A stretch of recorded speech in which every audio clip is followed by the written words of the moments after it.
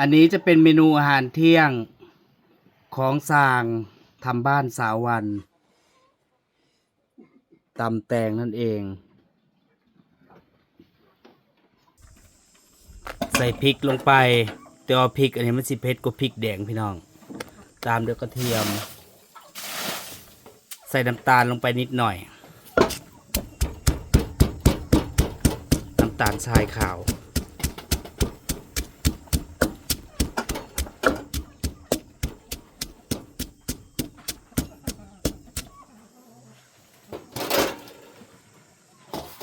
ตามด้วยมะนาว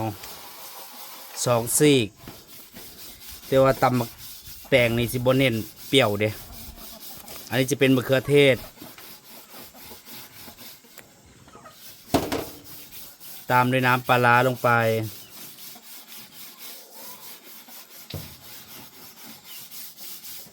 ตามด้วยผงมหัศจรรย์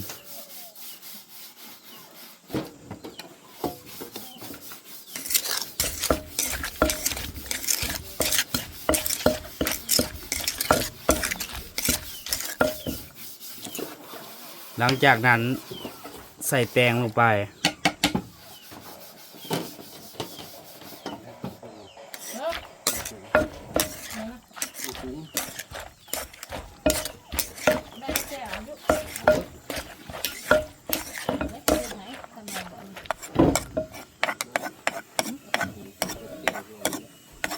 เรียบร้อยแล้วจ้า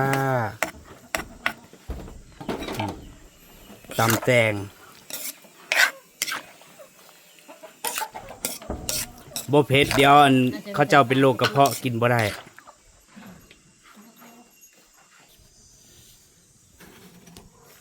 มีของข้าวก็ต้องมีของหวานเนาะแตงโมอันนี้ซื้อมาลูกละ10 บาทแต่ว่าตัวนี้สงสัยอยากเสียละเอาออกรถเพราะว่าอันนี้ก็บ่แม่นอยากเสียแล้วบ่แช่ตู้2 มื้อนี่ไงอันนี้จะเป็นของหวานก็เป็นแตงโมส่วนกับข้าวเนาะ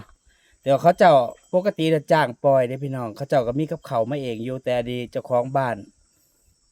เฮ็ดเสริมมาซื้อก็มีตำมักแตงอันนี้จะเป็นต้มสั่วไก่ของยายมาให้ลุงเลินเนาะแล้วก็มีผักมีหยังเนาะกับเขาเจ้าก็มีพร้อม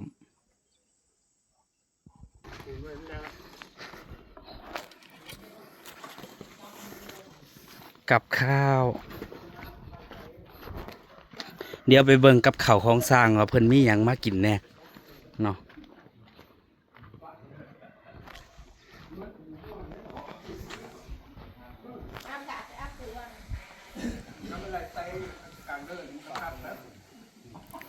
สวัสดีท่านผู้ชมสบายดีตอนเที่ยงพี่น้องปูหันแหลมจังเย็นแต่ว่าเมนูอาหารว่างก็มีเด้ต้มบักทั่ว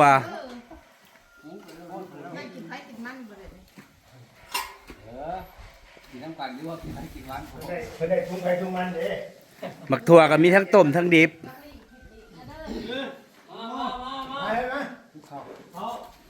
ได้เวลารับประทานอาหารระหว่างรอเพิ่นกะกินทั่วไปก่อน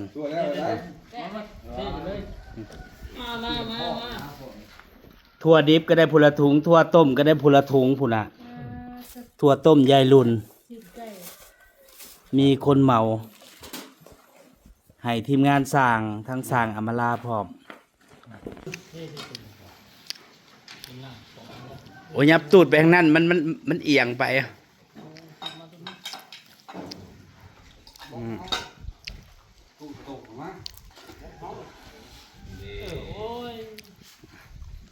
พื้นมันยังบ่ทันได้เทพื้นมันก็เลยเอียงหน้าเอียงหลังอยู่เราขึ้นได้ไหนจ้ะลุงทีมงานสร้างเพื่อ7 คนเมื่อกินข้าวอยู่บ้านแน่ ผู้ใดอยู่ไกลก็ มา กินอยู่นี่ถือกับเขาวมากินไผมีหยังก็เอามากิน เราตัวกุ้งตัวไก่มาให้นี่นะ มีทั่วไกลได้ เขาพักกระโดด มีปิ้งปลา แสง โอ้ยเหรอ ทอดน่องไก่พุ่นน่ะ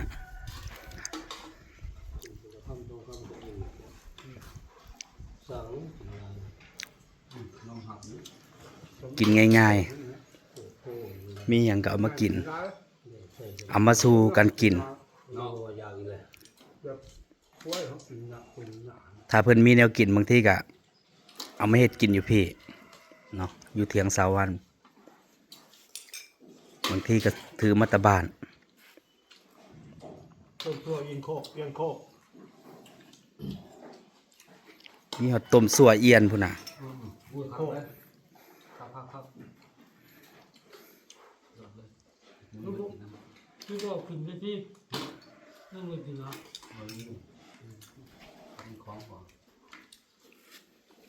บุกแข็ง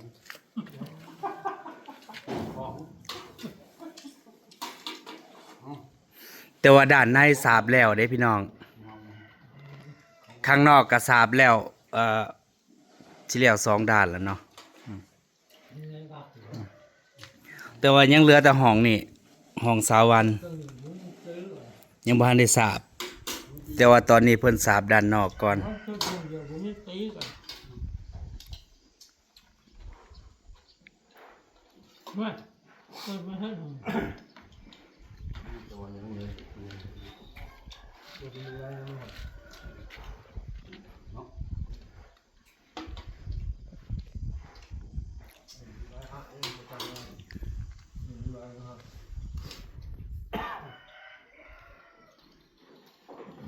อย่างที่ก่อนดี มาเร็วมาเร็ว มื้อนี้เพิ่นได้ถั่วต้มพุ่นละถุง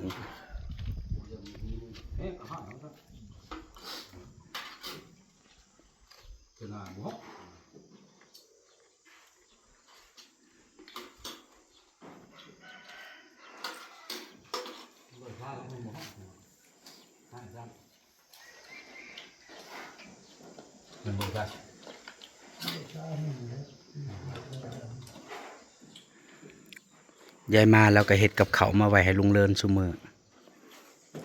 บางมื้อก็ปิ้งหมูมื้อนี้เพิ่นได้ต้มสั่วไก่ ลายอยู่ เบอร์ขาดสิจ้าเกือบพี่น้องแพงบัดนี้กินแล้วบ่ยากประชารถเหยียบบ้านนี่แม่เจอเลยมาให้ใกล้เจ้าจะรถเหยียบ เจ้าของบ้านเพิ่นบ่กล้าฆ่า แต่เดินกิน สรุปแล้วรถเหยียบไก่ตาย มาคนนะ นี่เคยแข่งผมจะไป มาคนนะ แต่ว่าทีมงานสร้างอำมาลากับนางเฮ็ดกับเขาวให้เขาเจ้าเนาะ ซ่อมแบบพลังหน้าเลย มื้อนี้ก็จักเพิ่นได้พัดหยังบ่แม่นพัดหมูใส่กะหล่ำบ่ ย่องเลย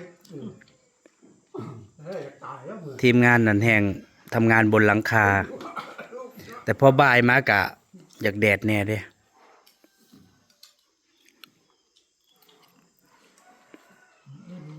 กินก็กิน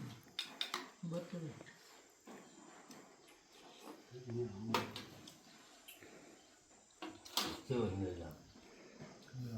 ิน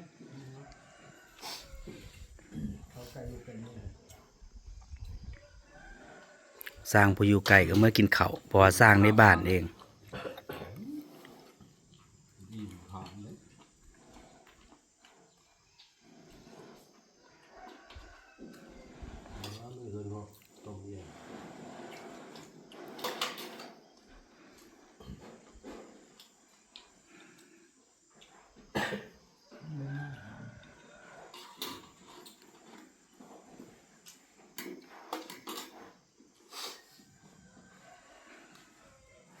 แต่ว่ากินแล้วก็แทบสิบ่ได้พักเนี่ยก็เฮ็ดต่ออีก น้ำปูนแห้งฟ้าท่านเลยน้ำปูนฟ้าแบบเพื่อนอนตื่นเลย งานกุ้มๆก็พอเขาเจ้าอันโปะปูนไว้เด้เดี๋ยวถ้าปูนแห้งแล้วมันสิเก็บรายละเอียดบ่ได้ ก็แพงแบบเดี๋ยวช่อง โปะแล้วก็ต้องแบบเก็บรายละเอียด นั่นกุ้มไว้เลย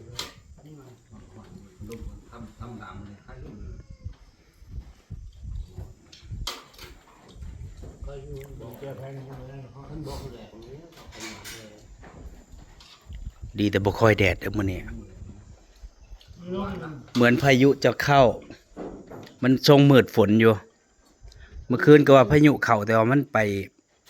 ทางเหนือพุ่น ไอ้ที่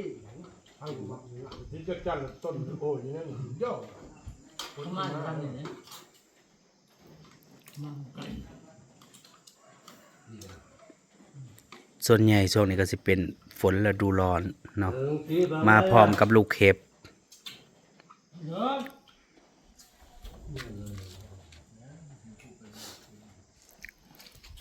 ผู้กินก็กินผู้เฮ็ดก็เฮ็ด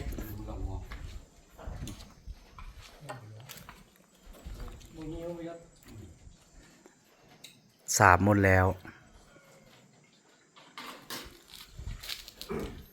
ห้องนี้ก็เหลือแต่นี่แหละฟังนี่กับห้องน้ำที่บ้านได้สาบ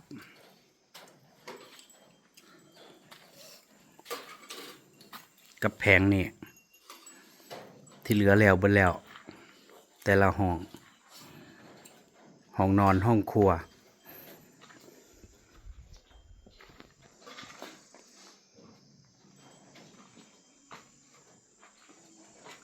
ทีมสร้างอำมาลาก็ยังบ่ทันได้พักกินข้าวเด้เขาเจ้ายังเฮ็ดอยู่เนี่ยอันนี้เขาเจ้าสิโปะปูนไว้แล้วนั่นแล้วก็สิมาขัดอีกรอบหนึ่งเพราะฉะนั้นน่ะมันสิบ่ได้พักเด้ขั้นตอนการสาบเนี่ย กินข้าวแล้วคือเฮ็ดได้เลยเพราะมันยังแบบนี่มันยังเปียกอยู่เนี่ยเขาเจ้าโปะไว้กินข้าวแล้วก็ม่านคัดอีกรอบหนึ่ง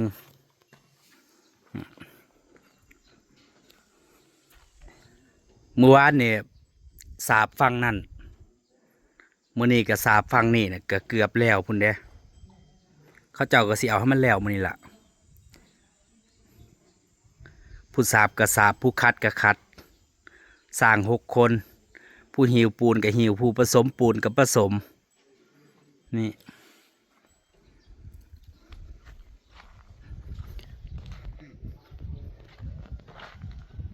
แต่ว่าฝั่งนี้ด้านนอกยังไม่ทันได้สาบตัวนี้สาบแล้วแพงนี่ยังเหลือฝั่งนั้นเนาะยังเหลือฝั่งของสาวันกับของนำ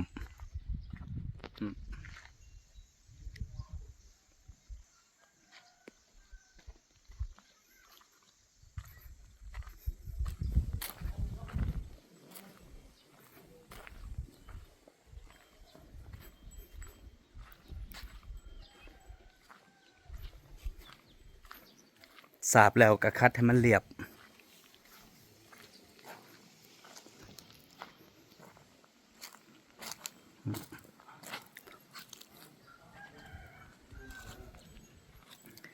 ฟังนี้สาบแล้วเรียบร้อย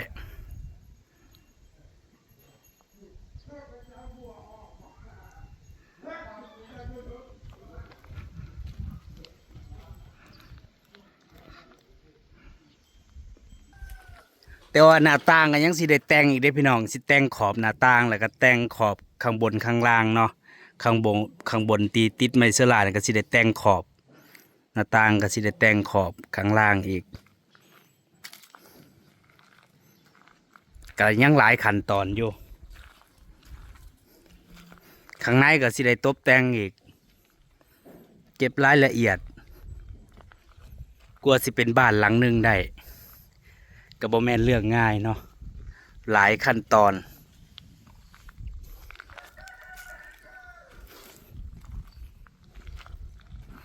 สร้างกินข้าวพักเที่ยงบางมื้อก็กินข้าว11 โมงแล้วแต่บางมื้อก็จนเที่ยง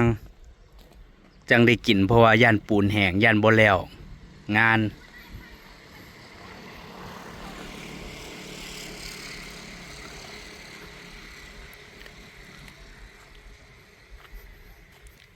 นั่นแหละพี่น้องจ๋ามาวันนี้ก็สิขอเก็บภาพบรรยากาศแต่เพียงเท่านี้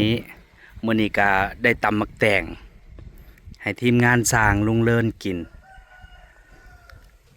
แล้วแต่บางมือก็บ่ได้เฮ็ดบางมือก็เฮ็ดให้เขาเจ้าอยู่เล็กๆน้อยๆแต่ว่าอาหารการกินเขาเจ้าก็ซื้อมาเองเพอจ้างปล่อยไปแล้วท่านผู้ชมสบายดี